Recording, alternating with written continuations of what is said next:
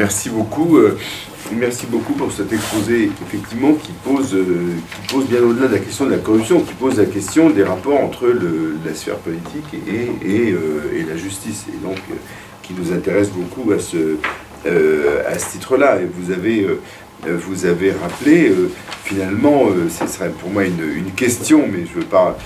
vous avez rappelé ces deux voies possibles pour traiter la question des juges.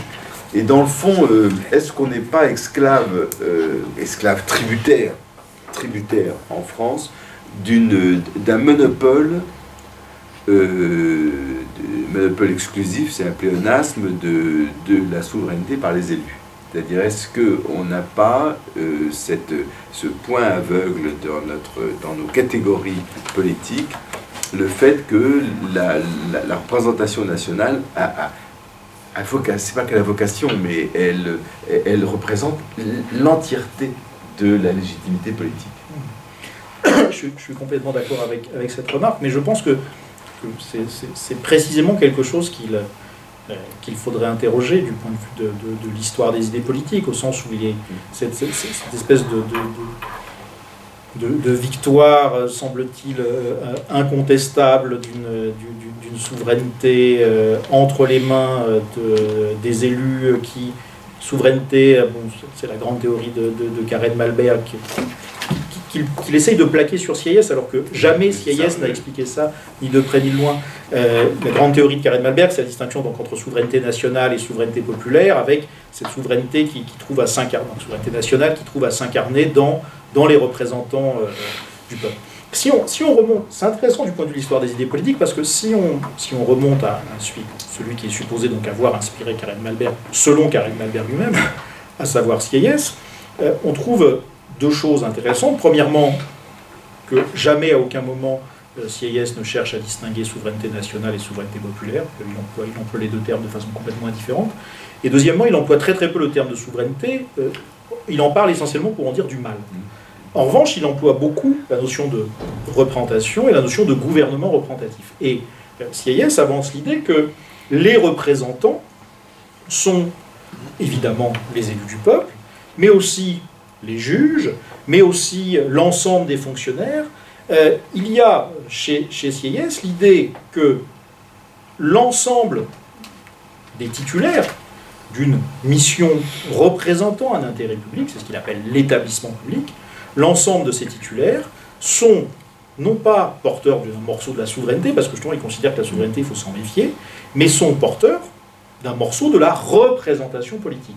Et en effet, il y a, c'est quelque chose que Sieyès voit de façon très nette en l'an 3, c'est-à-dire après la période de la terreur, Sieyès voit clairement les dangers qu'il y a à concentrer la représentation et la légitimité au sein d'une seule partie de l'établissement public, à savoir les élus.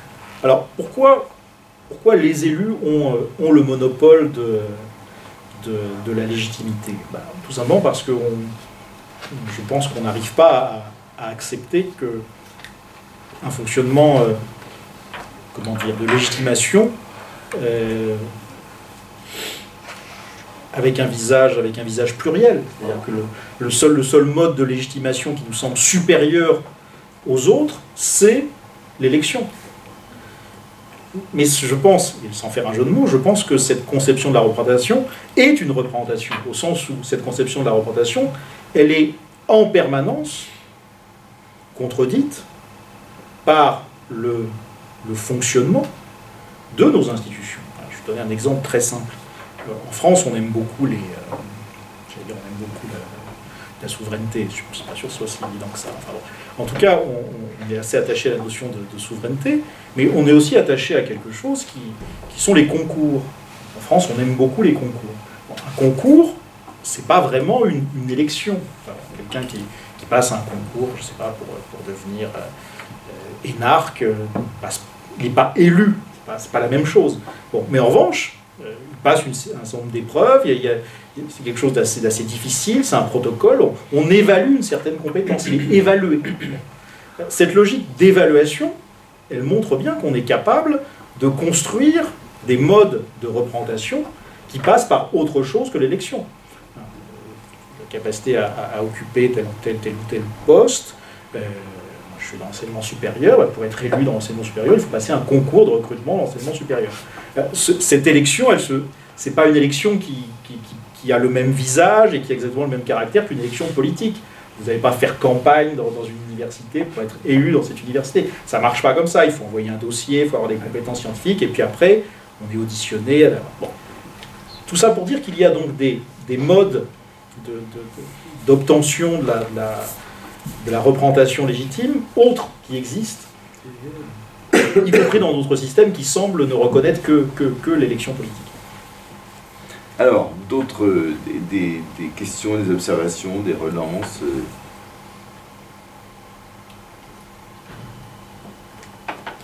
Oui, je voudrais vous poser deux questions. D'abord, dans le dispositif français, il y a quand même une place un peu décentrée qui est celle du président de la République, qui a un régime d'irresponsabilité juridique différent, qui est d'ailleurs probablement une conséquence de l'élection au suffrage universel. Puisque, pour partie, le général de Gaulle, quand il fait sa conférence de 1964 sur le président de la République, c'est après l'élection. Ça, c'est une première question que je pose. La deuxième question, plus technique, dans le gouvernement des juges, mais qui est une question qui est très débattue en dehors de France, c'est la nature de la sanction, c'est-à-dire le fait que le juge puisse interdire d'être réélu, ce qui va frontalement contre la souveraineté populaire, et avec cette question qui se démultiplie encore dans la question qui est notamment posée par des organisations antimafieuses italiennes au Parlement européen, est-ce que cette sanction ne devrait pas être automatique? Et l'automaticité de la sanction, j'en terminerai là-dessus par un petit commentaire, c'est une question complexe parce qu'on peut se poser la question de savoir si cette automaticité va augmenter ou diminuer le pouvoir des juges. En apparence, il l'augmente, puisque le juge va... Mais d'un autre côté, le juge est privé de sa possibilité d'appréciation, et s'il devient quelqu'un qui applique automatiquement une peine, son pouvoir est diminué. Donc c'est une question qui est compliquée, celle de la sanction que peut prononcer le juge. Voilà les quelques observations que je voudrais faire pour savoir ce que... Alors, sur le premier point, sur le président de la République, j'avais, tiens, il y a bien longtemps, ça fait plus de 10 ans, quand il y avait eu tout un débat sur, quand c'était encore le président Chirac, sur la responsabilité pénale du chef de l'État, j'avais fait un long article en 2 livraisons pour la revue Commentaire sur cette question, et moi aussi je partais un peu de cette idée qu'il y avait une espèce d'onction démocratique qui justifiait que le président de la République soit à l'abri. Et en travaillant sur l'histoire de ce mécanisme, je me suis rendu compte que c'était vraiment pas le cas. C'est-à-dire que c'est une espèce d'invariant historique, mais même la première constitution, donc avant la République, on prévoit déjà une irresponsabilité pénale du chef de l'État. C'est-à-dire que le chef de l'État est toujours mis dans une espèce de boîte un peu à part, qu'on soit dans un système monarchique, qu'on soit dans un système républicain, qu'on ait une élection au suffrage universel du président ou non. Donc on est plutôt dans quelque chose qui est et c'est d'ailleurs pas du tout une espèce de spécificité française. C'est-à-dire qu'il y a une espèce de lieu commun constitutionnel. Je ne dis pas qu'il n'y a pas des exceptions, il y a des exceptions très célèbres dans des pays très connus, mais il est assez volontiers admis que le président de la République, en tout cas pendant la période où il est en exercice, le chef de l'État de façon plus générale, parce que ça fonctionne aussi dans le système monarchique, bénéficie d'une responsabilité. Donc voilà, tout ça pour dire que du point de vue historique, je pense qu'on peut déconnecter les deux choses. Bon, ça c'est pour le premier point. Sur le deuxième point qui est plus complexe, sur la nature de la sanction, vous avez bien vu quel était justement ce qui est pour moi l'enjeu théorique passionnant pour cette question de la corruption. Parce que si... toute la question est de savoir si on veut ou pas faire, si on va d'ailleurs au-delà de la seule question de la corruption, mais si on veut faire d'infraction accomplis dans l'exercice des fonctions par des élus, si on veut en faire une catégorie qui a le caractère d'une exception ou pas. Est-ce qu'on veut en faire des normes ou est-ce qu'on veut en faire des exceptions? Si on veut en faire des normes, il me semble assez difficile de prévoir l'automaticité de la sanction pour ce cas particulier. Il me semble difficile de considérer qu'on va inventer un type de peine particulier. Bon. En même temps, si on veut en faire une exception, on voit immédiatement le sens politique qu'il y a à l'automaticité, on voit le sens politique qu'il y a à une sanction, enfin à une peine qui prend la forme particulière de l'interdiction de se représenter, une espèce de forme de dégradation citoyenne temporaire.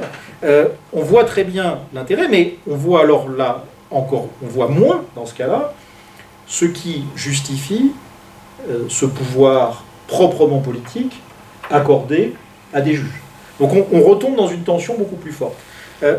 La question, peut-être, enfin la solution peut être peut-être dans, je dirais un mot ensuite de la question de l'automaticité, hein.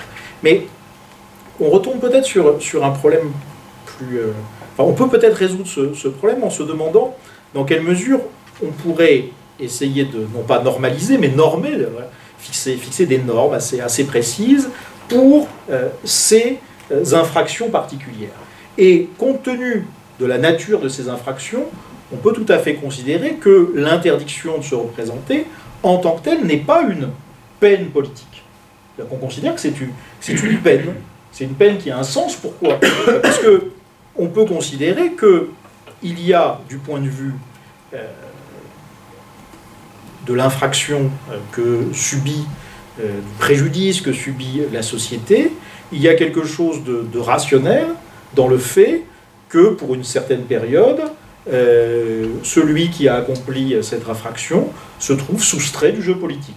Il y a un problème si ça a un caractère, si c'est disproportionné, comme d'habitude, c'est-à-dire si vous êtes interdit à vie de vous présenter.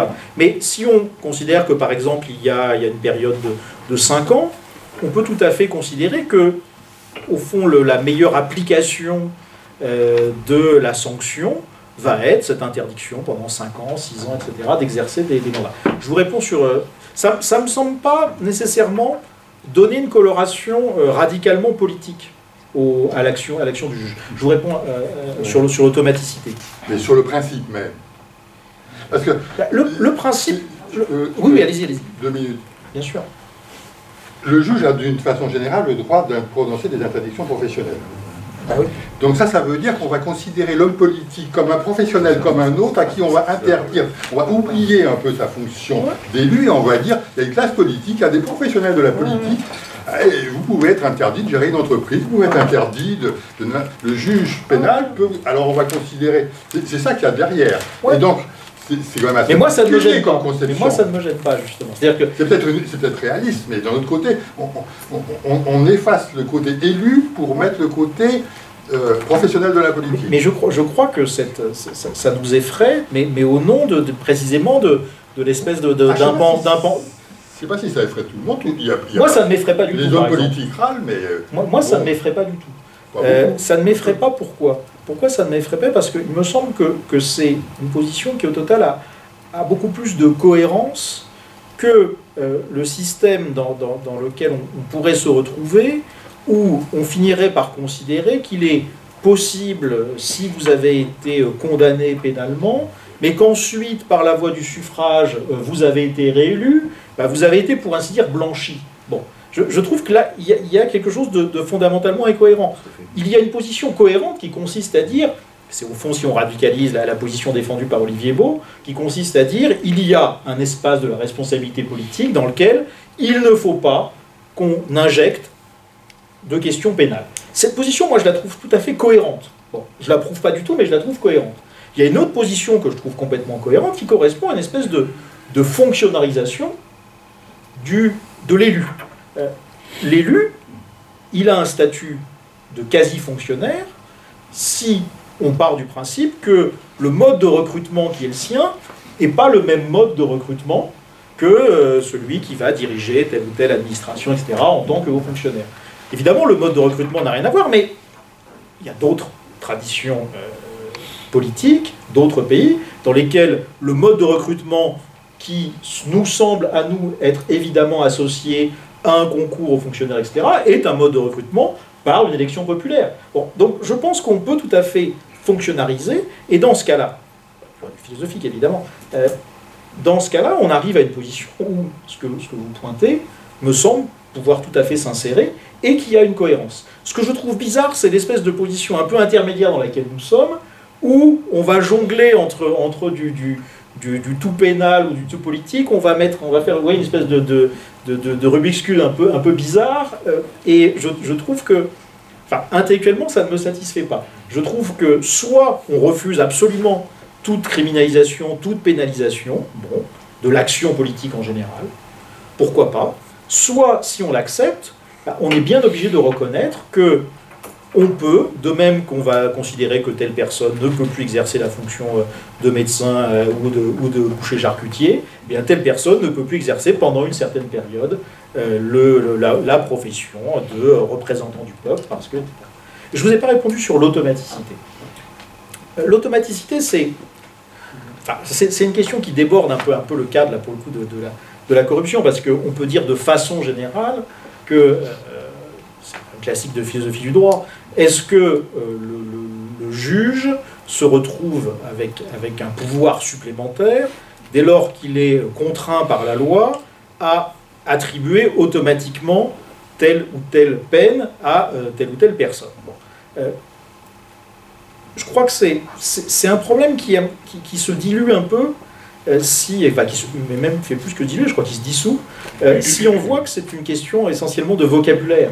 C'est-à-dire si on entend par pouvoir les conséquences effectives sur les personnes, il est évident que le pouvoir du juge est plus fort en cas d'automaticité. Si on entend par pouvoir faculté libre et individuelle d'appréciation, il est évident que dans ce cas-là, son pouvoir est diminué. Mais je crois qu'en réalité, le paradoxe, il se résout dans le fait que voilà, ce sont deux choses distinctes, et en effet, on peut difficilement contester que la faculté libre d'appréciation est diminuée dans le cas d'une automaticité, et réciproquement, on ne peut pas contester l'inverse.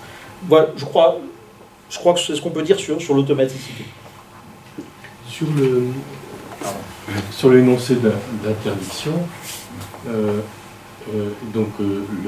l'antagonisme politique professionnel, en l'occurrence, sauf erreur, le code pénal parle d'activité, pas de profession. C'est pas professionnel. C'est pas professionnel. Oui, mais c'est l'interdiction de rencontrer. Oui, tout à fait. Donc on ne peut pas faire des jeunes, ainsi de suite. Donc, mais c'est un peu cousin quand même.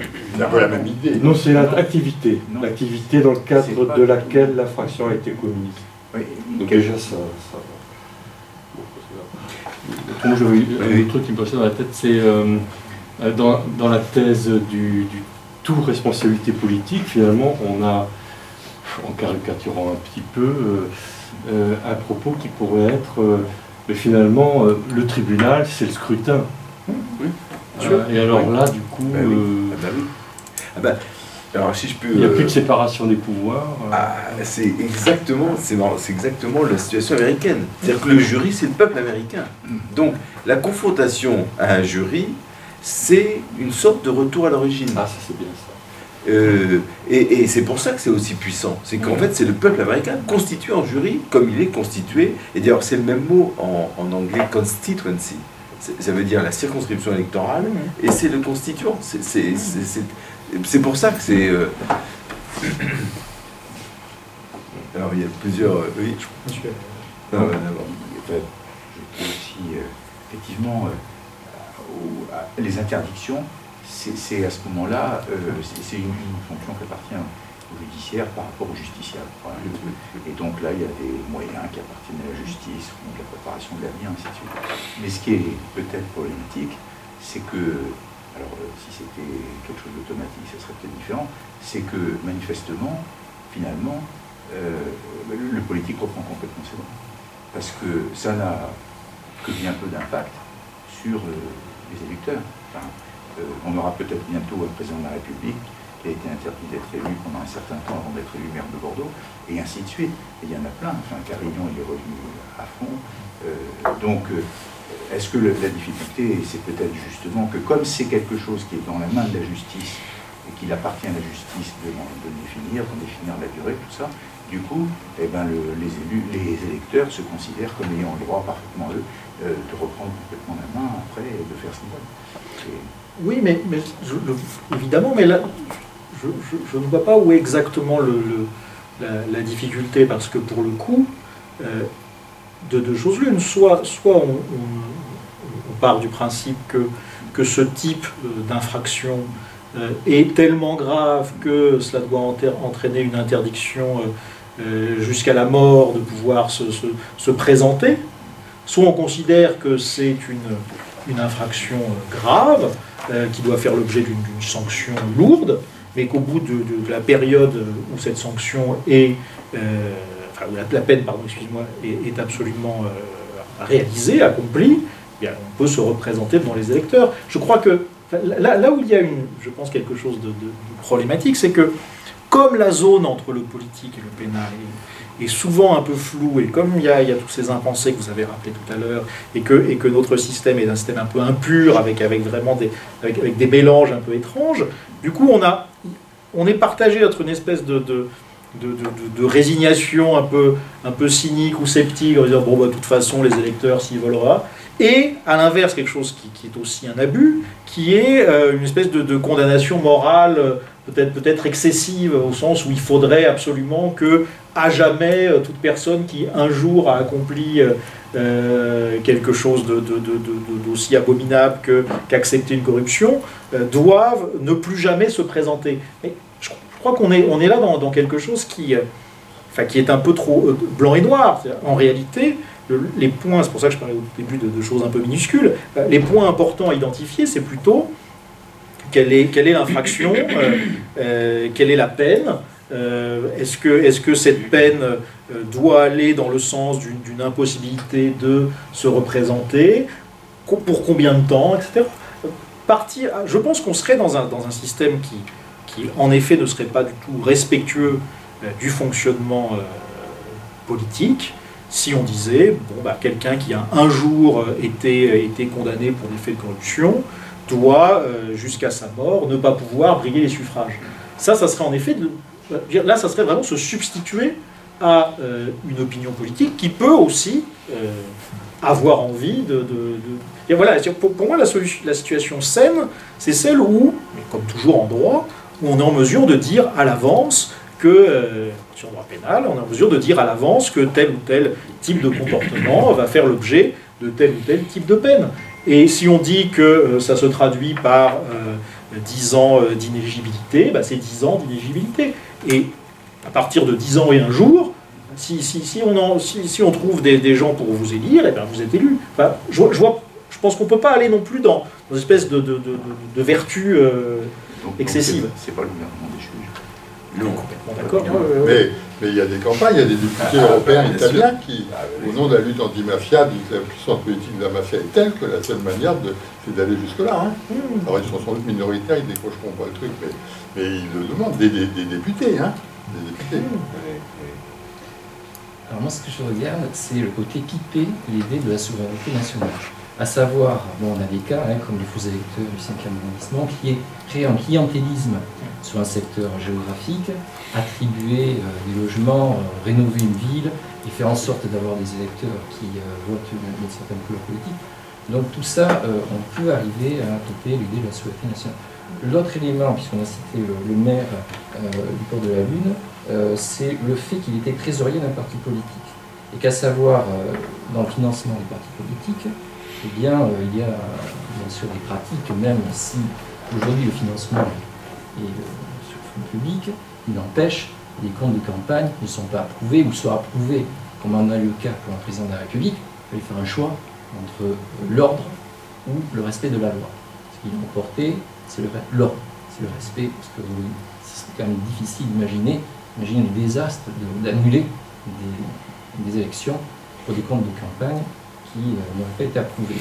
Donc ça serait...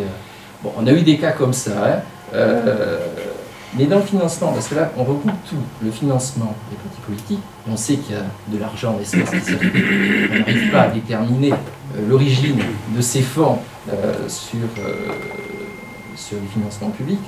Donc il y a autre chose, hein. On sait qu'il y a un marketing politique, et ce marketing politique est très gourmand en fonds financiers. Le côté aussi marché public, puisque les marchés publics, donc bon, on ne touche pas à la corruption, à l'infraction même de corruption, mais on utilise les infractions pénales connexes, donc on n'attaque pas de front, parce que quand même c'est une infraction difficile à démontrer. Voilà. Et l'autre élément, donc on parle de gouvernement des juges, mais comment peut-on parler de gouvernement des juges avec sans indépendance du parquet? Parce que là on en revient à la saisine. Comment un juge d'instruction est saisi, et quand il est saisi, parce que bien souvent cela se passe uniquement au niveau du parquet. Donc on est en enquête préliminaire, il n'y a pas de commission rogatoire. Donc pour ma part, vous voyez que j'ai un ensemble de questionnements sur cet aspect de gouvernement des juges. Ça me paraît aberrant pour ma part. Oui, non, mais je crois, enfin, je ne sais pas si peut-être je n'ai pas été assez clair dans mon exposé, mais je n'avais pas l'impression d'avoir défendu la conception, enfin la formule gouvernement des juges. J'ai essayé de montrer que si on voulait poser le problème en termes de gouvernement des juges, le point de la corruption permettait assez facilement de le faire. Mais je ne veux pas dire par là, c'est à mon avis ce que disait peut-être pas assez clairement ma deuxième partie, mais j'endosse pas du tout la formulation de gouvernement des juges. Je pense qu'au contraire, le fonctionnement même de la justice est structurellement extérieur à la notion de gouvernement. Et donc la notion de gouvernement des juges, c'est quelque chose de mal construit. Le vrai problème est plutôt c'est ce que j'ai essayé de faire dans la première partie, le vrai problème est plutôt d'essayer de comprendre si notre fonctionnement en France aujourd'hui, si notre fonctionnement est cohérent, c'est-à-dire est-ce que la façon dont nous nous situons institutionnellement par rapport à ce phénomène de la corruption, est-ce que ce fonctionnement est satisfaisant? Voilà, c'était ça le sens de ma remarque, enfin de mes remarques.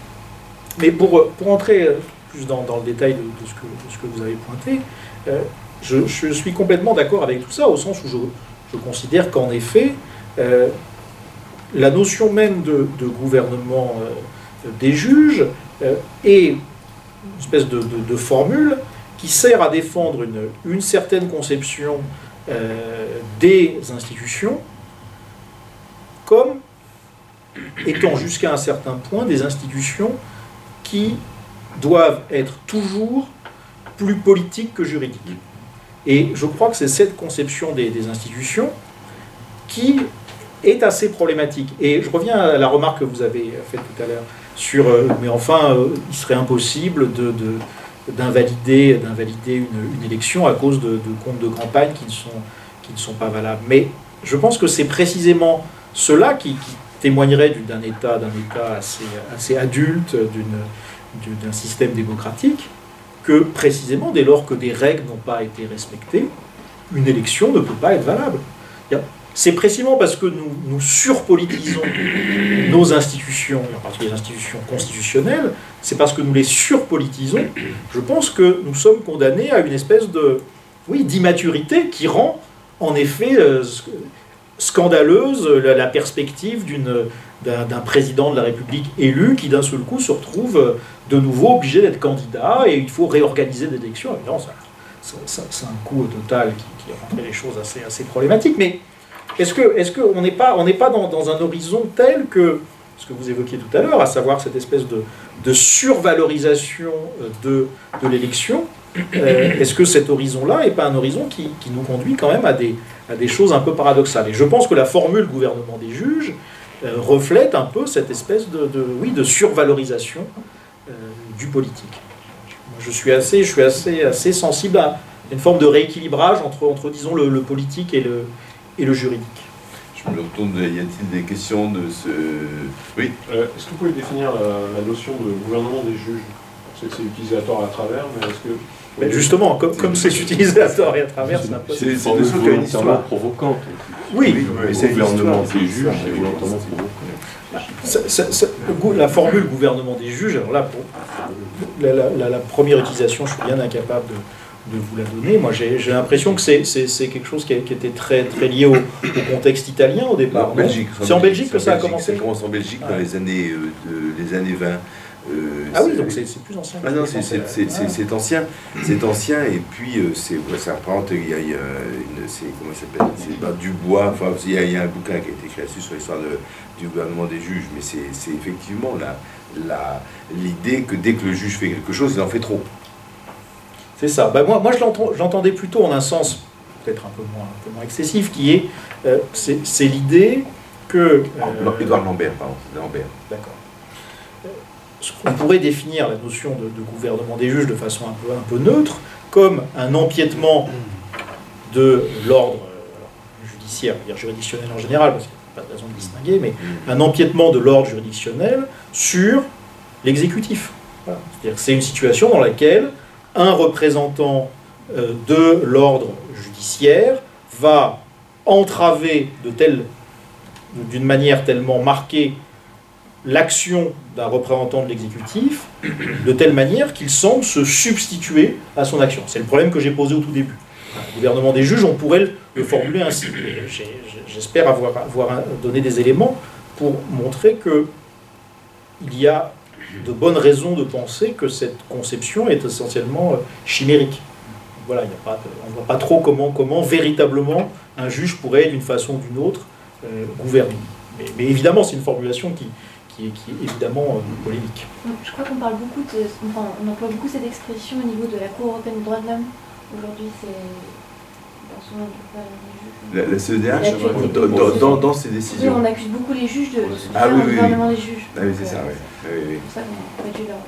C'est une des manifestations à propos c'est une des manifestations d'une atteinte à la séparation des pouvoirs. Mais comme là aussi, je ne voulais pas être trop de parti pris, mais ça devait peut-être s'entendre quand même dans mon introduction. Mais moi, je suis plutôt partisan de la deuxième tradition, c'est-à-dire la tradition de la séparation des pouvoirs.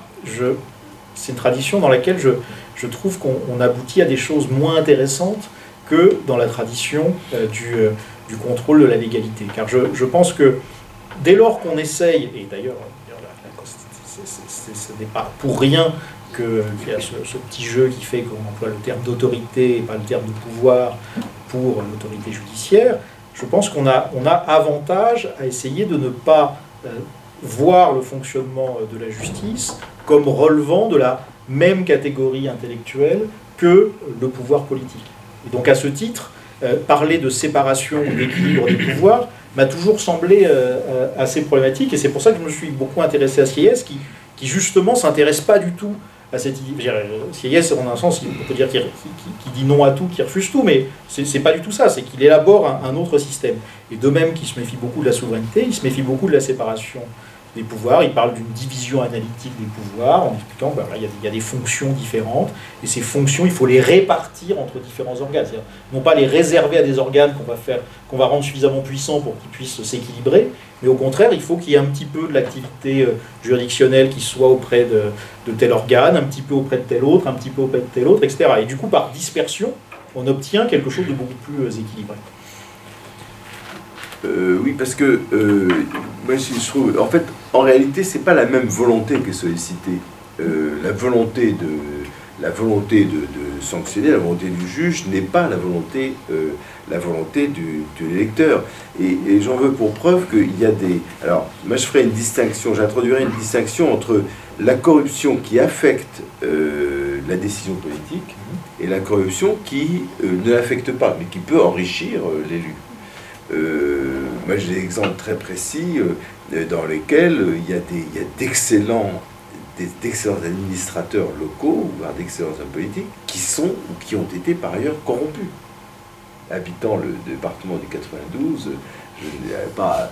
c'est quelque chose de formidable de voir l'attitude de Pasqua, pour ne pas le nommer, en tant que président, qui est un excellent président du Conseil général, absolument pas sectaire, et qui par ailleurs a quand même fait l'objet de plusieurs poursuites, et qui ont montré, entre parenthèses, le non-fonctionnement de la Cour de justice de la République. Oui, mais alors ce que je ne comprends pas dans votre distinction, c'est... Je comprends très bien du point de vue de l'élu Moi, j'imagine très bien qu'on puisse me donner un chèque pour faire quelque chose, et que dans le premier cas, je le fasse, et qu'en effet, donc on a appuyé sur ma volonté, et on l'a orienté dans une certaine direction. Et dans le second cas, je prenne le chèque, je dise merci, et que je fasse ce que j'avais prévu de faire de toute façon. Et auquel cas, ma volonté est restée inflexible. Mais mon problème, la distinction que je formulais tout à l'heure, mon problème par rapport à cette distinction, c'est celui qui fait le chèque, il attend la même chose. Alors, dans les deux cas, il est un peu déçu dans le deuxième cas. C'est une vraie question, c'est une vraie question. Et c'est pour ça que la question du financement des partis politiques, elle est intéressante, parce que, dans le fond, la question des lobbies, la question du financement des partis politiques, ce qui est contrariant là-dedans, c'est que ça exerce une influence directe sur la... Bon, quelqu'un qui se fait construire une piscine, bon, un élu local se fait construire une piscine par l'entreprise qui a obtenu le marché local. Bon.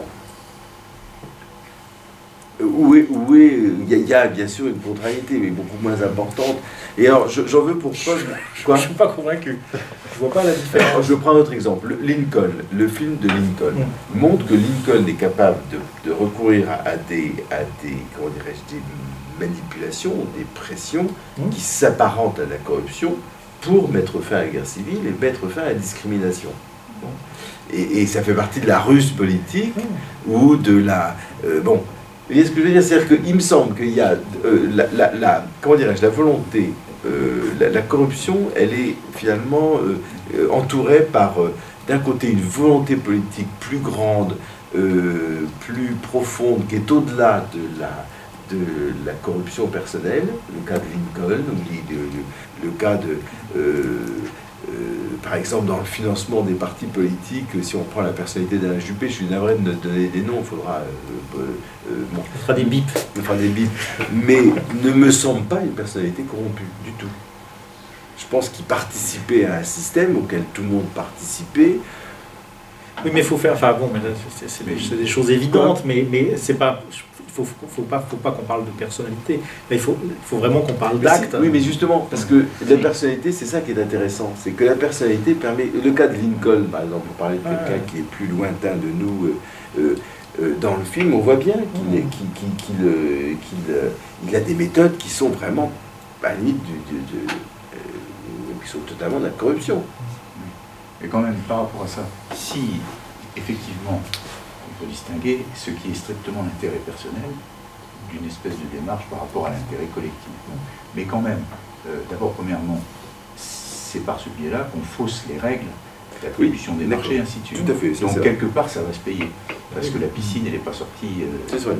Bon, deuxièmement, ça quand même au niveau personnel, une incidence forte, parce qu'on rentre dans un système où on installe sa situation, son pouvoir.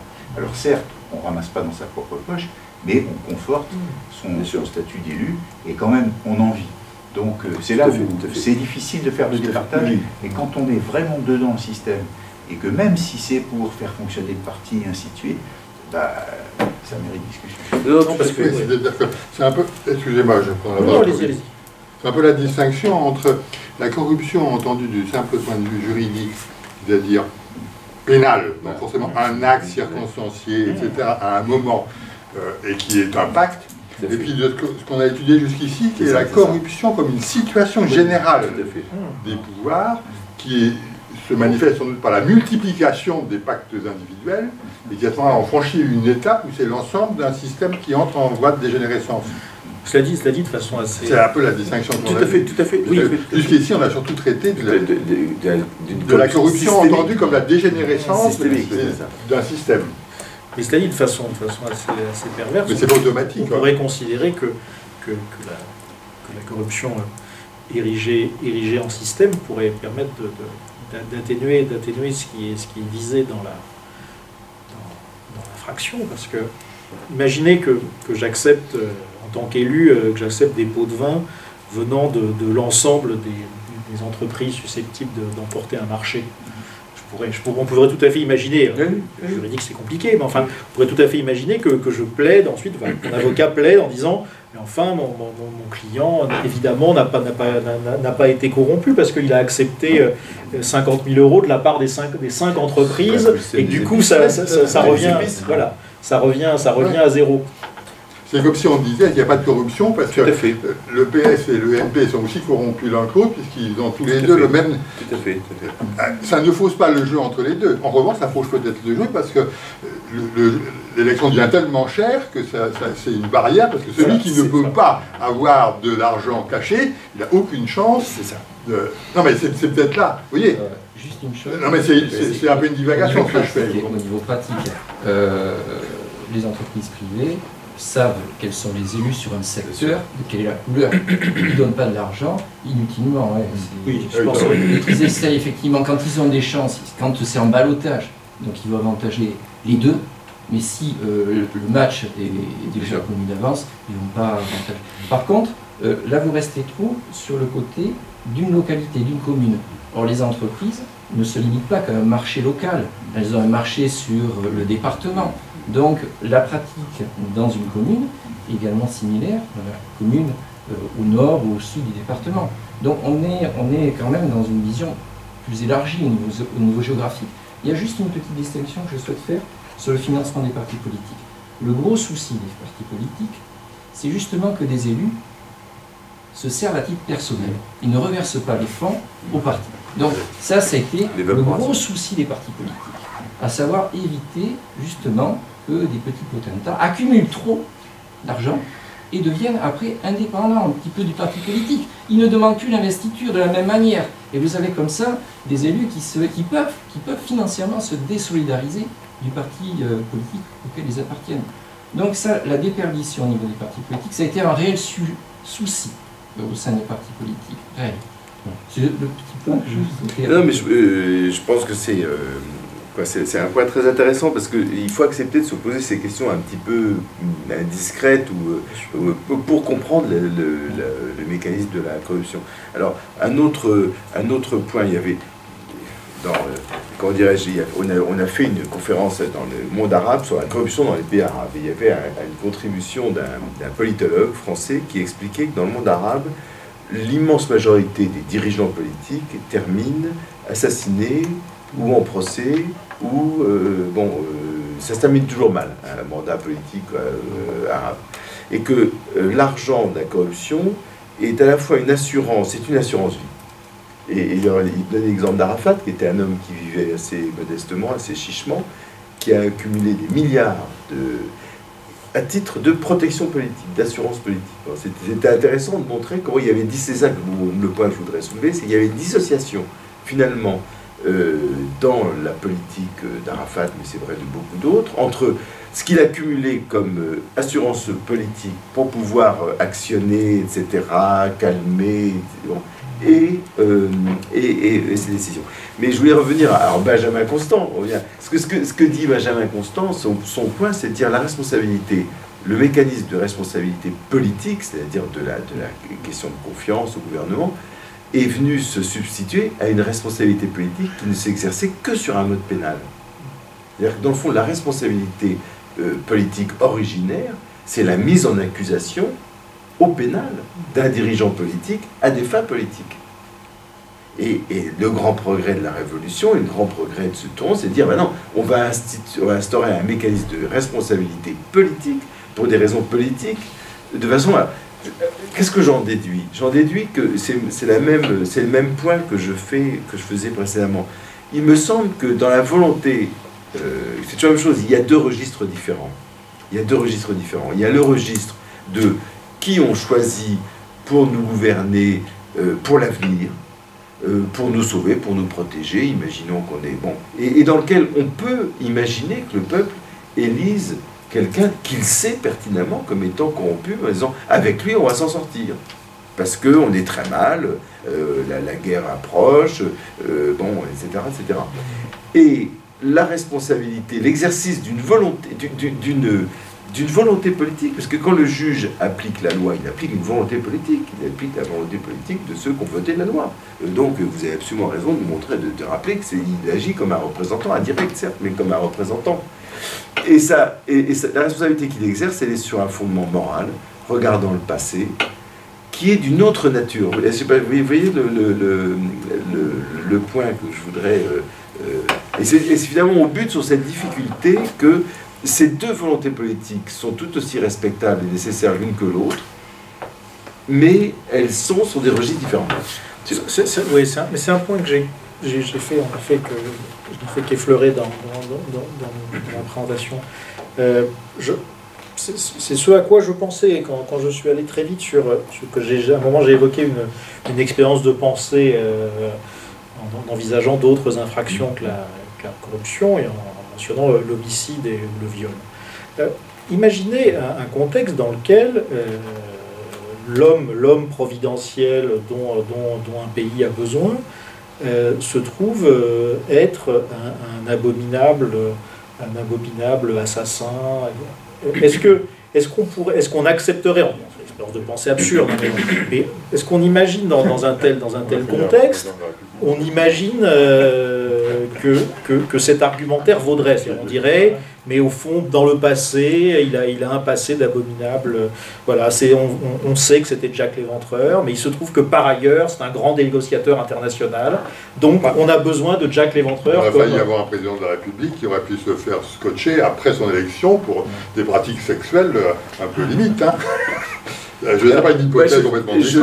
Alors, je vais répondre pour cette question. Moi, non, mais ce que je veux dire, c'est que la question de la corruption, et on retombe sur ce qu'on disait tout à l'heure, soit la question de la corruption, on met ça dans une espèce de pot commun parmi des infractions, voilà, qui a une définition, bon. Soit on en fait un truc un peu politique, et qui du coup ne doit pas être traité un peu comme le reste, auquel cas il faut le sortir de ce pot commun.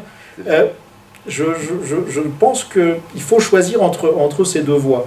Là, vous dites, bon, on commence un peu dans la première voie, et puis on se rend compte que quand même on a besoin de telle ou telle personne, et il y a une justification politique, et il ne s'agit pas de contester cette justification politique, mais cette justification politique fait que, parce que ce que vous dites sur c'est le passé, etc., on peut dire ça aussi de quelqu'un qui a tué quelqu'un, bah c'est le passé.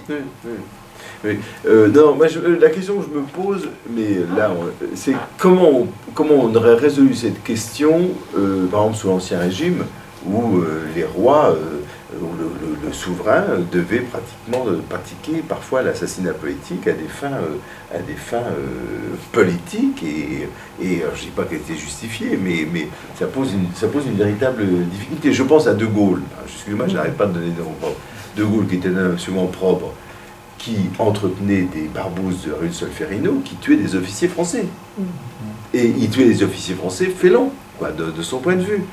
Et c'est quand même... Et personne ne soulève ce point-là dans la géographie française actuelle. Tout le monde le sait. Et personne de contexte, comme 1962, on avait besoin de tueurs payés par la République pour descendre des officiers français. Qui est ce qui faisait... Parce que je pense, et on retombe sur la question de monsieur tout à l'heure, sur la responsabilité pénale du chef de l'État. Je pense que là ces exemples sont très justes et très bons, mais ils montrent bien qu'il y a une zone de l'exception avec laquelle on a un peu besoin de s'accommoder. Et je pense que cette zone de l'exception, il est un peu périlleux de l'étendre au-delà du chef de l'État. Et c'est dans le contexte monarchique comme dans le contexte républicain. En fait, l'exception n'est pas la corruption. Voilà, c'est-à-dire qu'on peut imaginer qu'un certain nombre, que des arguments relevant de la raison d'État conduisent à agir de façon très, très éloignée par rapport à l'état du droit, etc. On peut l'imaginer, on peut le concevoir politiquement, on peut imaginer qu'il y a une zone comme ça où, en effet, il y a un écart possible. Cette zone-là, je pense qu'il faut qu'elle soit assez circonscrite. Oui, bien sûr. Et d'autre part, je pense que même si on la circonscrit au chef de l'État, c'est pour ça que j'évoquais tout à l'heure l'homicide et l'exemple que Strauss-Kahn est un exemple très intéressant. Je pense que pour toute une série de crimes et de délits qui n'ont aucun rapport avec les questions politiques, je pense que là aussi, on aurait avantage à sortir ça de la petite zone de l'exception. Non, mais votre réponse est très bonne. Je crois qu'effectivement, et c'est très nouveau dans notre séminaire, de faire entrer la question de l'exception dans la corruption. Ça me semble effectivement très, très intéressant, parce que ce sont deux sorties de la légalité, finalement. L'exception et la corruption sont deux sorties de la légalité. L'une est pensable politiquement et peut-être justifiable politiquement, c'est toutes les bases sur l'exception, de Schmitt et d'autres. L'autre ne l'est pas, et c'est pour ça qu'elle garde cette question du droit commun. C'est ça, ça me semble une... Oui. Oui, il y a juste un petit dérapage, c'est qu'à la fin, il y a une tendance à toujours être au-dessus des lois. Alors, il y a eu le cas du Rainbow Warrior, il y a le cas au niveau de l'ETA, mais là c'est côté espagnol, avec la mise en place de l'assassinat du côté de notre territoire, c'est la montée illégale, donc des membres de l'ETA ont été assassinés.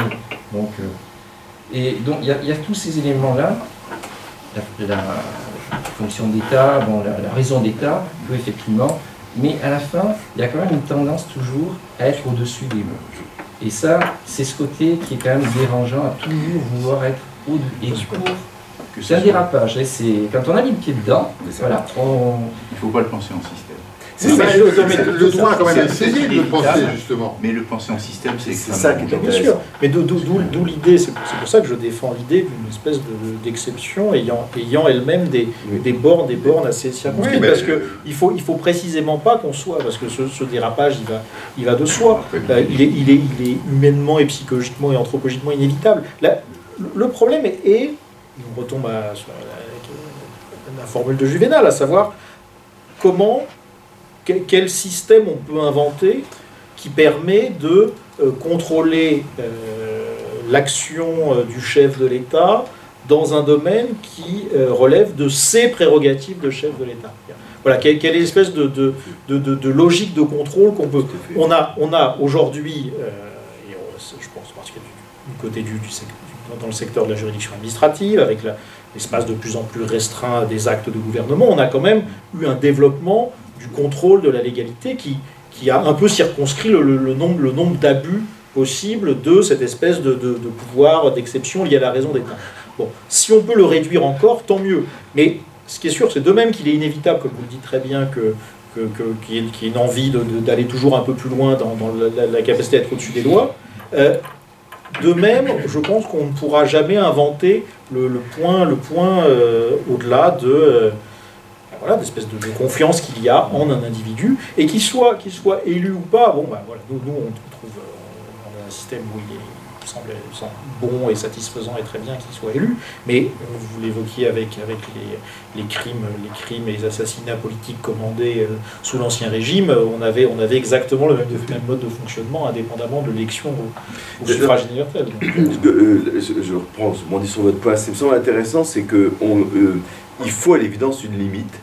Mais cette limite, il ne faut pas se la représenter sur une forme spatiale, mais plutôt sur une forme temporelle. Dans le fond, il y a une limite qui est mouvante. C'est ça qui est difficile à penser, c'est qu'il y a la nécessité d'une limite, et quand bien même, et d'ailleurs, entre parenthèses, c'était dans la théorie de la tyrannie, déjà la tyrannie romaine, c'était ça. C'est-à-dire qu'il y avait le tyran était élu pour un an, c'est la théorie des pouvoirs spéciaux.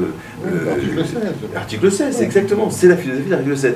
Et c'est-à-dire la nécessité de penser une limite. Il ne peut pas y avoir une illimitation, une immunité totale, mais cette limite, elle sera mouvante, temporelle. C'est sûr.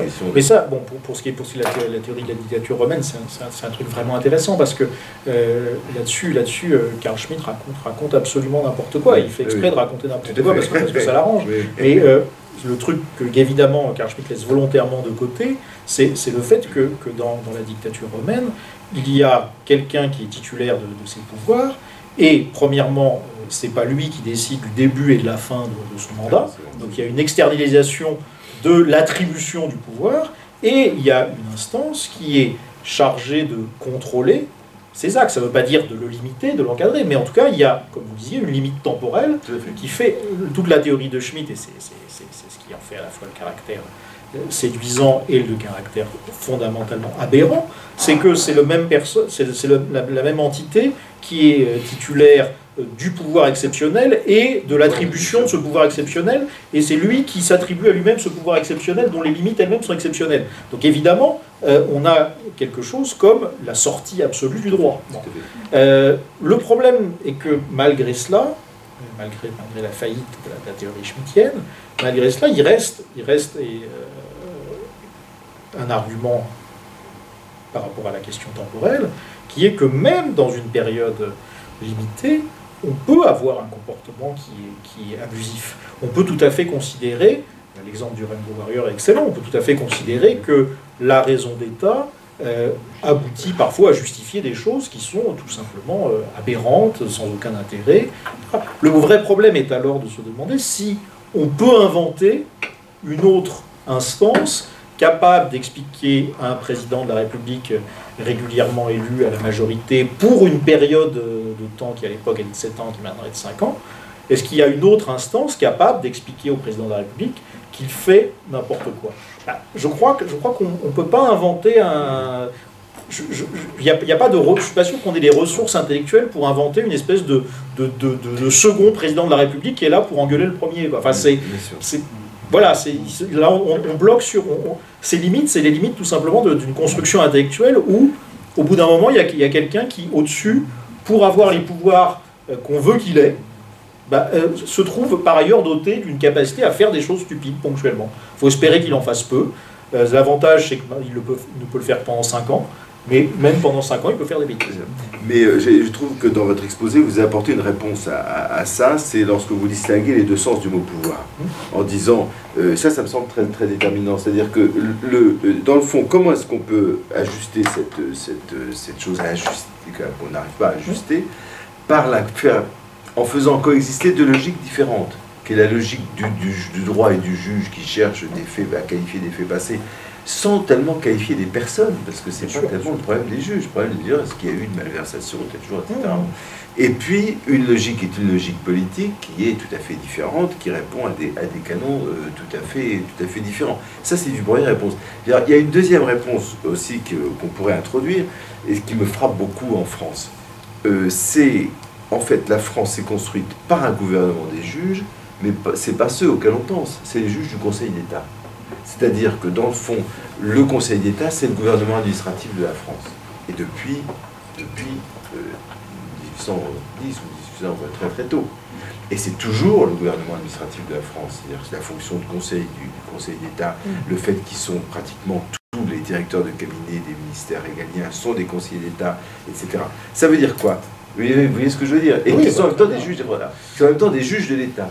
C'est-à-dire que la construction de l'État de droit en France, c'est pas faite de l'extérieur, et c'est faite par une auto-limitation interne de l'État par ses serviteurs, et ses serviteurs non élus. Et c'est comme ça qu'on a construit l'État de droit, qui est un véritable État de droit. Mais à la condition, tout de même, je crois, de distinguer le gouvernement comme question politique de l'administration. Ouais, c'est ça.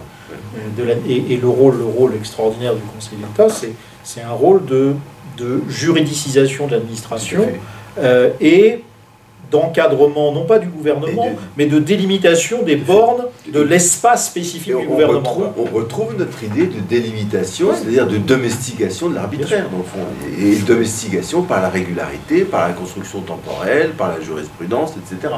Et là, on a une voie qui est spécifiquement française, c'est-à-dire qui est très compréhensible pour les gens. Oui, pas les institutions. Le problème est que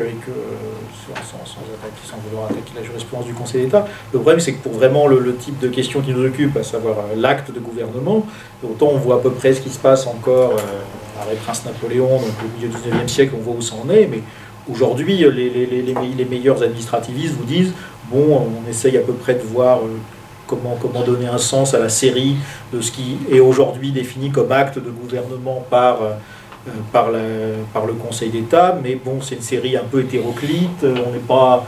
Voilà, enfin, on a l'impression qu'il y a des petits restes comme ça, il reste des choses dans des coins que le Conseil d'État ne peut pas faire disparaître. C'est-à-dire que le Conseil d'État ne peut pas arriver à l'idée qu'il n'y a pas d'acte de gouvernement, il y a nécessairement des actes de gouvernement qui se distinguent des actes administratifs, mais aujourd'hui, on ne peut pas dire que ça soit, voilà, ce n'est pas le cas de toute la jurisprudence du Conseil d'État, mais disons qu'il y a des morceaux de la jurisprudence du Conseil d'État qui me semblent moins admirables enfin, je pense qu'on est sorti de l'âge d'or depuis un petit moment. Oui, mais on en revient toujours à cette même idée, c'est qu'on on vit dans la nostalgie ou dans le rêve d'une représentation spatiale des pouvoirs.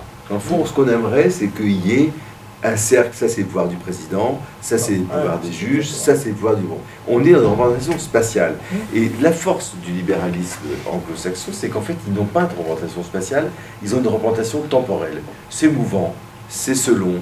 Il y a des périodes où le cercle est plus restreint, le monde s'ouvre, etc. Et je pense que c'est généralement, je ne sais pas ce que vous en pensez, mais pour la philosophie politique, est-ce qu'on n'a pas une philosophie politique qui est trop tributaire du spatial, donc du moment de la fondation, et qui ne pense pas la durée, le mouvant. Mais ce qui est frappant, c'est que si vous regardez le système français, parce que le système juridictionnel, il est c'est une des choses que je disais au tout début de mon topo, il illustre absolument pas le principe de division organique des pouvoirs. C'est-à-dire que si on prend la fonction juridictionnelle telle qu'on peut la définir de façon très très très générale, elle est divisée en au moins deux, et si on fait rentrer les questions constitutionnelles dans le bloc juridictionnel, en trois organes. C'est une manière quand même de poser le problème de ce que c'est que l'autorité juridictionnelle, si c'est un troisième pouvoir ou pas, de façon quand même assez singulière et au total assez équilibrée, mais pas par un équilibre de l'exécutif, etc. Si on prend l'exécutif, vous avez très bien rappelé avec le rôle extraordinaire du Conseil d'État, le bloc exécutif peut être divisé au moins en un bloc gouvernemental et un bloc administratif. Le bloc législatif, il peut être assez volontiers divisé, et c'est même pas simplement une question de bicaméralisme. Donc on a quand même un système français qui en réalité n'illustre absolument pas la séparation des pouvoirs. C'est pas pour autant que c'est libéral, mais c'est plutôt un troisième truc un peu bizarre, qui en effet est plus spatial que temporel, mais qui est tout sauf pur et bien carré. Et je trouve ça très bien d'ailleurs que ce soit pas pur et bien carré. Tout à fait. Contrairement aux représentations oui, voilà. Il y a l'imaginaire institutionnel. Exactement, en décalage. Je me demande par rapport aussi au sujet de la corruption, parce qu'on parle de gouvernement, alors gouvernement des élus, gouvernement des juges, mais est-ce qu'un autre sujet de la corruption qui ne va pas être plus fondamental dans les prochaines années n'est pas celui de la bureaucratie ou de la gouvernance, parce qu'on parle de plus en plus de la gouvernance, et là le problème notamment, c'est qu'il n'y a plus de rapport avec l'élection, là en l'occurrence. Et donc, est-ce qu'il n'y a pas là du coup un autre phénomène de la corruption à penser là aussi? Mais sauf erreur de ma part, du point de vue pénal, il n'y a pas de tri fait entre les corruptions s'adressant à des élus et les corruptions s'adressant à un fonctionnaire qui n'est pas élu. Donc en effet, je pense que le problème de la corruption ne se pose pas simplement en termes d'influence venant de certaines entreprises, de certains lobbies ou ce que vous voulez, etc., cherchant à influencer des élus. Le problème, en effet, ne se limite sûrement pas à ça. Est-ce que ça change quelque chose du point de vue de la problématique d'un éventuel gouvernement des juges? Oui. Est-ce que ça change quelque chose du point de vue de la séparation, d'une éventuelle séparation des pouvoirs? Oui, mais je pense que ça va, les points que vous soulevez vont plutôt dans le sens de ce que j'ai justement essayé d'avancer, à savoir que ces outils-là, gouvernement des juges, séparation des pouvoirs, sont obsolètes, sont assez largement obsolètes. Et qu'en réalité, la vraie question de la corruption, me semble-t-il, est qui a cherché à orienter l'action de tel individu à tel moment, comment il l'a fait, est-ce que ça s'est traduit par une orientation de l'action ou pas, et pas tellement de savoir si la personne qui a pris la mauvaise décision ou la bonne décision, qu'importe, mais qui a pris une décision sous l'influence d'une personne représentant des intérêts X ou Y qui ne sont pas l'intérêt général ou l'intérêt public, est-ce qu'on peut prouver cette action ou pas? Et en effet, je pense que la question élection ou pas, elle n'est pas centrale et elle entraîne peut-être elle entraîne justement une forme de, comment dire, une forme d'acceptation par rapport à des pratiques qui tout simplement me semblent de nature à faire perdre de sa substance à un projet républicain et démocratique. Et parce qu'on va se dire, oui, alors si c'est des élus, c'est embêtant, parce que surtout si après ils sont réélus, ça prouve que le peuple est au fond d'accord avec la corruption, etc. Je pense que peut-être que sortir la question de l'élection de cela est une meilleure piste, au sens où c'est ce que j'ai essayé de pointer en expliquant que au fond, le problème avait deux visages. Dans le premier cas, on a une production normative qui a pour origine non pas l'intérêt public mais un intérêt privé. Bon. Deuxième cas où il y a des règles du jeu qui sont pas appliquées. Tout ça est complètement... tout cela marche aussi bien que l'on parle d'un fonctionnaire qui subalterne, qui va, parce qu'on va lui donner 60 €, va mettre tel document qui est sur le dessus de la pile, va le mettre en dessous. Bon, le type n'est pas élu ni rien, mais simplement, si on lui donne, peut-être pas 60 €, peut-être un peu plus quand même, enfin si on lui donne une petite somme, peut-être dont il a besoin et qui l'intéresse, il va peut-être être d'accord pour tranquillement égarer un document au bon moment. Bon, le type, il n'est pas élu. Il n'y a pas de gouvernement des juges derrière cela quand la personne en question va être prise la main dans le sac et puis ensuite va être sanctionnée. Bon. Et pourtant, c'est au fond exactement le même enjeu. Je ne sais pas si je vous ai... Qu'est-ce qu'on pourrait dire finalement de ce principe qui avait été affirmé par Lionel Jospin quand il était chef du gouvernement, que tout ministre mis en examen devait démissionner. Jurisprudence Balladur. C'est Balladur avant. C'est avant. Donc, en fait, c'est plutôt sur le point de l'intersection du pouvoir politique et de l'autorité judiciaire. Bien sûr, ça peut englober une présomption autour de faits de corruption. Alors, s'agissant donc de ministres qui ne sont pas élus, donc on évacue l'hypothèse du tribunal scrutin.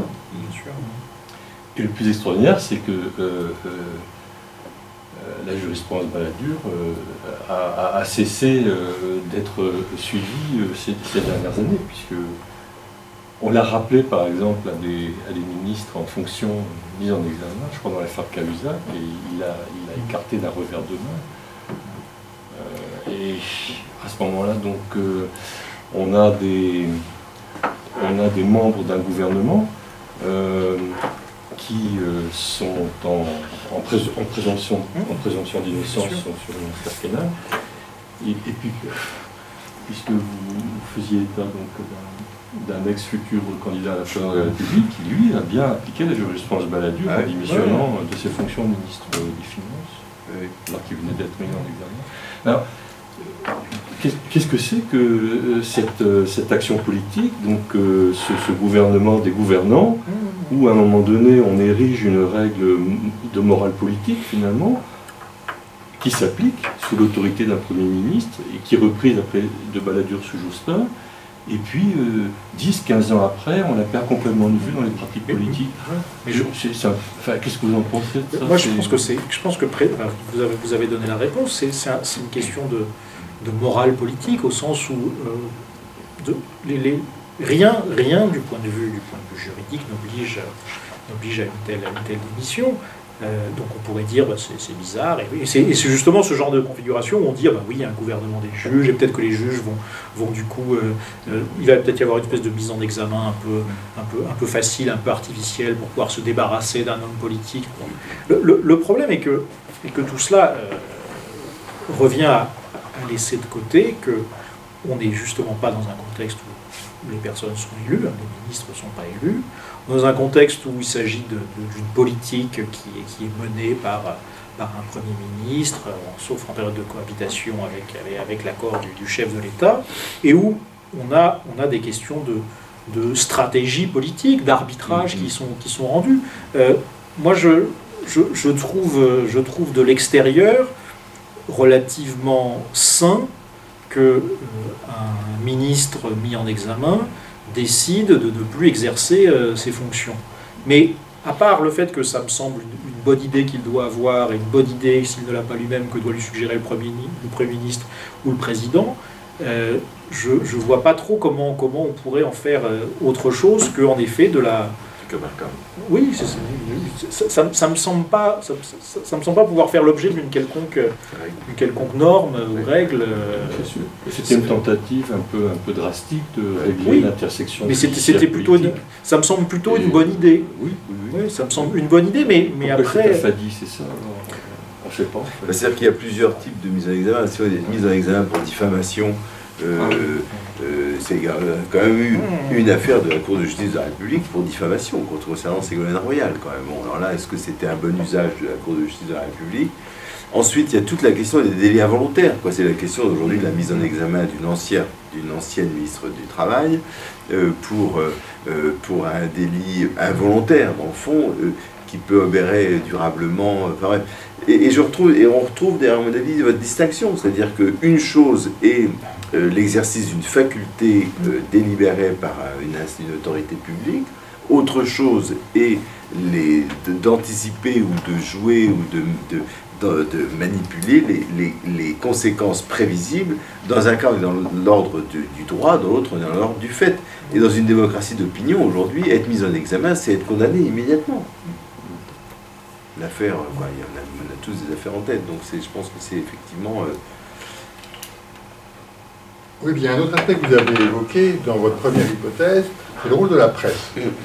Ça, c'est quand même très important parce que vous disiez, dans le cas où on dit les juges ne doivent plus toucher aux politiques, okay, à ce moment-là, il n'y aura que la presse.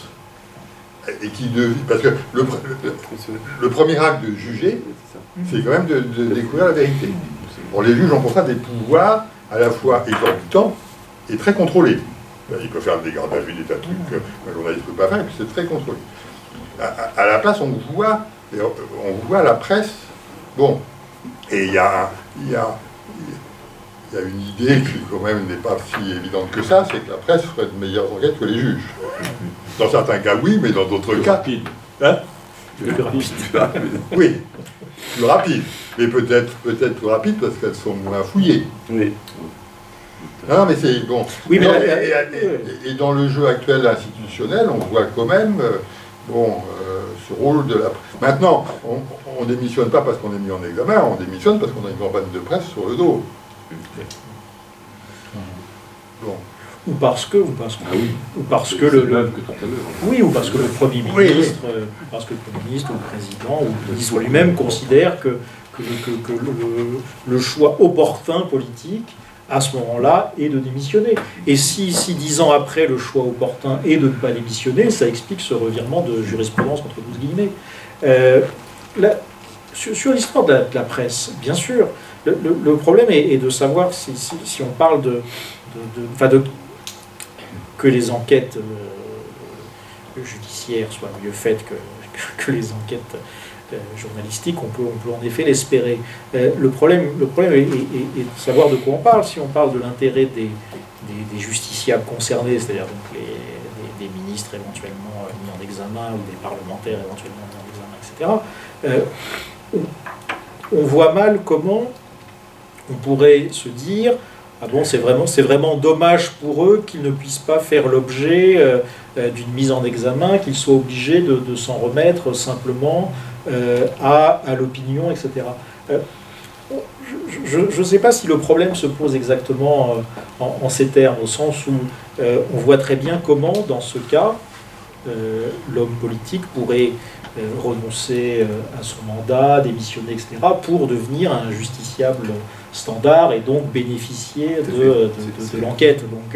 Donc je pense que là pour le coup c'est un peu le problème se défait un peu comme ça. Pourquoi j'évoquais la presse? Tout simplement parce que ce que je voulais montrer, c'est que je pense qu'il ne faut pas imaginer que la dépénalisation stricte de l'ensemble des actions politiques, pour le dire très brutalement, se traduirait par une espèce d'impunité radicale.